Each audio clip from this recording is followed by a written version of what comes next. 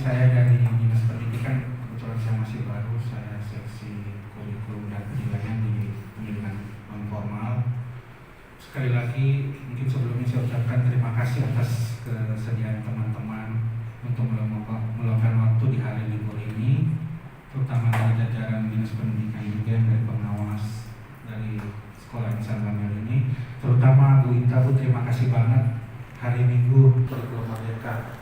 Saya juga ini karena baru masuk, belajar dan menyesuaikan, karena ini baru proses pada saat saya sebelum masuk ke Dindik, tapi saya akan mencoba untuk mensupport apa mungkin yang bisa saya di dinas ini. Kemudian ini kan semacam pilot project Pak ya untuk 13 ini, karena kalau kita berpikir seolah-olah tidak mengurus yang 13 ini aja, kita masih ada sekitar, kalau di data saya kan 40 Pak, 41 kalau nggak salah, sebelum data lagi yang maksudnya existing berjalan itu berapa sih, itu saya lagi proses. Tapi setidaknya 13 ini akan menjadi cikal bakal kita atau berpikir kita untuk bagaimana mengimplementasikan dalam waktu dekat ini IKM-nya gitu, untuk kurikulum merdeka ini gitu. Nah, untuk implementasi ini kan perlu penjelasan lebih detail dan mungkin lebih ini. Kebetulan pembinanya sudah ada Bu Ita yang sekali lagi saya mengucapkan terima kasih sudah meluangkan waktu untuk memberikan mungkin semacam beberapa arahan ataupun hal-hal yang sifatnya terkait pendidikan. Mungkin lebih jelas nanti kami akan persilakan kepada Bu Ita. Waktu tempat kami persilakan Bu. Assalamualaikum warahmatullahi wabarakatuh. Juga sudah difasilitasi pertemuan kita di hari Minggu ini. Mohon maaf juga mengganggu waktu liburannya Ibu Bapak semua ya. Tetapi tidak apa, kita di pendidikan non formal sudah biasa ya pertemuan di hari Sabtu ya, untuk melihat sejauh mana sih teman-teman satuan pendidikan non formal ini yang ada di Tangsel yang kemarin ada 13 atau berapa ya? Ada 10 ya, yang sudah mendaftar di implementasi kurikulum merdeka. Jadi kami ditugasi untuk pendampingan. Dari setelah Ibu Bapak semua satuan pendidikan ini mendaftar, kemudian apa atas bimbingan Ibu Maria dan dari tim kami juga. Nah, di tahun 2021 kami di Direktorat Pendidikan Masyarakat dan Pendidikan Khusus sudah menyusun kurikulum adaptasi dari kurikulum 13. Dan ternyata kurikulum itu yang sekarang hampir sama dengan yang sekarang ini menjadi kurikulum merdeka. Dan nanti pun Ibu Bapak di dalam pelaksanaannya bisa menggunakan panduan yang sudah disusun oleh Direktorat Pendidikan Masyarakat dan Pendidikan Khusus, yaitu panduan kurikulum adaptasi. Nanti akan kami berikan. Dan kemarin sepertinya kalau Ibu Bapak sudah hadir di dinas kemarin di hari Jumat ya, itu materi, kebetulan ada materi yang saya sampaikan juga sama. Tapi mungkin nanti kita lebih ke hal-hal apa sih yang harus dipersiapkan Ibu Bapak semua di dalam pelaksanaan IKM ini. Nah, yang seharusnya dilaksanakan bahwa satuan dalam pengembangan kurikulum di satuan pendidikan itu sendiri. Tentunya nanti berdasarkan analisis yang sudah dibuat oleh masing-masing.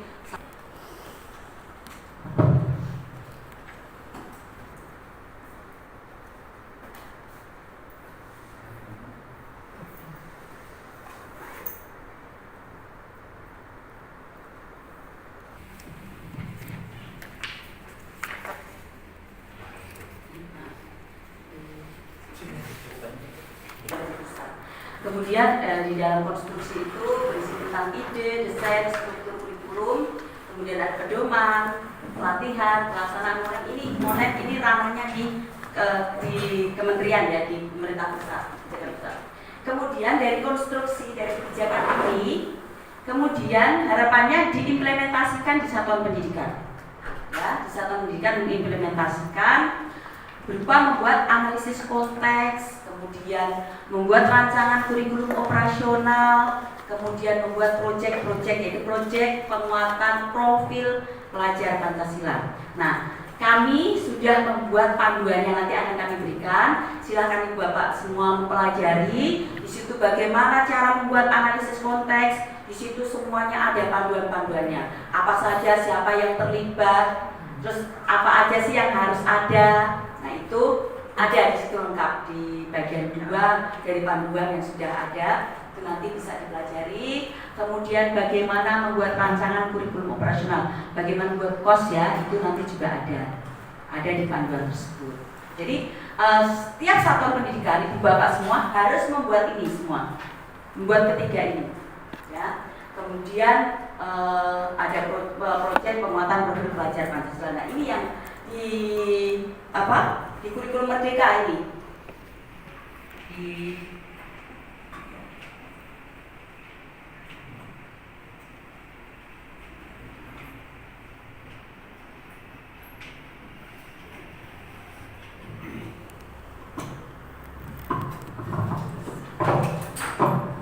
buat ini dulu ya, buat ini dengan melihat beberapa aspek ya, nanti ada panduannya di situ.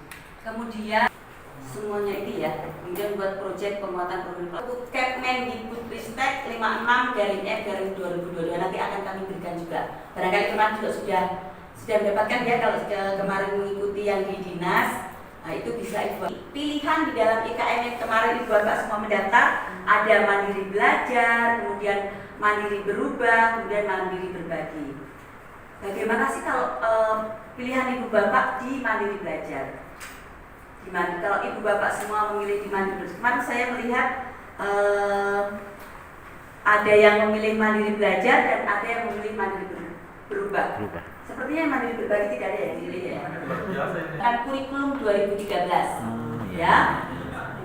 Dan implementasi proyek penguatan profil pelajar Pancasila. Jadi ibu bapak bisa menggunakan panduan yang sudah kami buat di tahun 2021 itu. Bisa diadop semua di situ, dan itu memang sudah kami kebetulan tahun 2021 itu pilot project di 100 satuan pendidikan. Di Tangsel kebetulan ada nggak yang mendapat kemarin? Belum ya? Jadi begini, sejarahnya kenapa bisa memilih ke 100 satuan pendidikan itu, dan kebetulan di Tangsel tidak ada. Berarti di Tangsel apakah sudah kemarin menggunakan aplikasi di dalam pembelajaran sekolah daring? Sudah. Tetapi mungkin keseringannya belum terlalu intens sekali ya. Ya. Jadi kami melihat salah satu syarat mendapatkan bantuan kami kemarin itu mendapat bantuan 128,5 juta untuk menyusun kurikulum. Jadi di masing-masing satuan pendidikan dari 100 satuan pendidikan itu Puskurjar ya, pusat kurikulum pembelajaran. Jadi nanti kita tunggu juga perkembangannya. Nanti kalau ini sudah siap akan kami sampaikan kepada ibu bapak semua. Kemudian kalau tadi ada yang memilih mandiri berbagi, tetap menggunakan kurikulum Merdeka dengan perangkat yang dikembangkan sendiri oleh satuan pendidikan. Jadi satuan pendidikan menyiapkan perangkat di dalam pembelajaran. Tapi kalau memilih tidak dilibatkan, bisa juga ya, pemangku kepentingan. Kalau di lingkungannya satuan pendidikan kan ada RT, RW, kemudian IPA, itu juga dilibatkan. Dan harus kontekstual, menunjukkan karakteristik dari satuan pendidikan, itu konteks sosial budaya. Jadi lingkungan sekitarnya itu yang harus diangkat. Kemudian harus esensial, memuat informasi unsur penting atau utama yang dibutuhkan dan digunakan di pendidikan. Kemudian harus akuntabel berdasarkan data. Jadi dari analisis konteks tersebut, ya itu dari hasil analisis juga harus diolah, ya. Kemudian, makanya harus berbasis data kebutuhan di masyarakat sekitar sini. Jadi, nah ini profil pelajar Pancasila. Semuanya tadi kami tahun kemarin sudah disusun pada Tuhan Yang Maha Esa dan berakhlak mulia. Kemudian harus berkebinekaan global, itu ada teplosiro ya, harus ada toleransi, betul ya. Kita kan juga beragam dari suku, agama, ras, kita beragam. Kita ini kan beragam kan untuk berjiwa gotong royong. Kemudian bagaimana meningkatkan daya kreativitas anak-anak didik kita. Kemudian bagaimana cara para tutor ini supaya peserta didik kita mempunyai nalar yang kritis, punya ide-ide kreatif. Kemudian juga harus mempunyai jiwa mandiri. Harus penguatan profil pelajar Pancasila. Jadi Bapak, ini berdasarkan pengalaman, pengetahuan. Jadi peserta didik itu mengalami dan ada kontribusi, kontribusi dan dampak pada lingkungan, pada lingkungan itu. Jadi satuan pendidikan juga artinya harus memperhatikan lingkungan sekitarnya, punya dampak pada masyarakat sekitar di satuan pendidikan itu. Jadi tetap melibatkan sama-sama. Kemudian kearifan lokal, Bhinneka Tunggal Ika, bangunlah jiwa dan raganya, suara demokrasi, rekayasa dan teknologi untuk membangun NKRI. Kemudian kewirausahaan. Untuk paket A setelah SD wajib memilih minimal 2 tema dalam 1 tahun. 2 tema dari ini ya. Kalau SD tingkat ini kan di tema 4 dan 5 tidak ya. Jadi dia tema 1, 2, 3, 6, 7. Jadi dalam 1 tahun harus memilih 5 tema itu untuk tingkat paket A. Kemudian kalau untuk tingkat paket C dan paket tingkat paket C dan paket B wajib memilih minimal 3 tema dari 1 tahun dari 7 tema ini.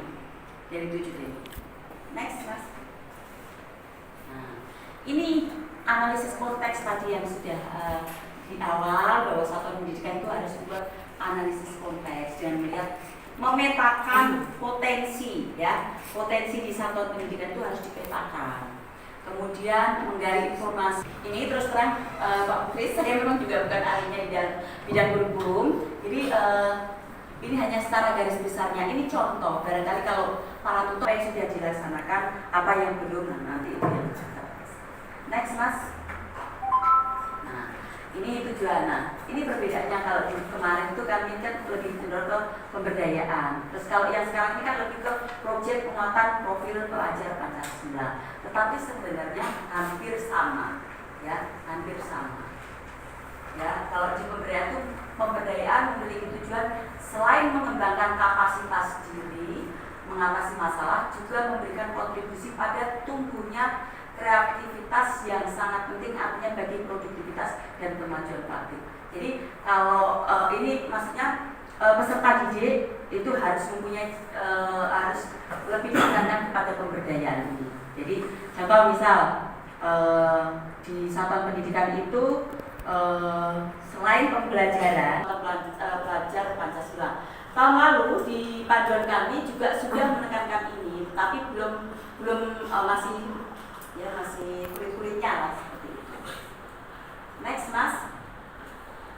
Nah, ini untuk kurikulum operasionalnya ya.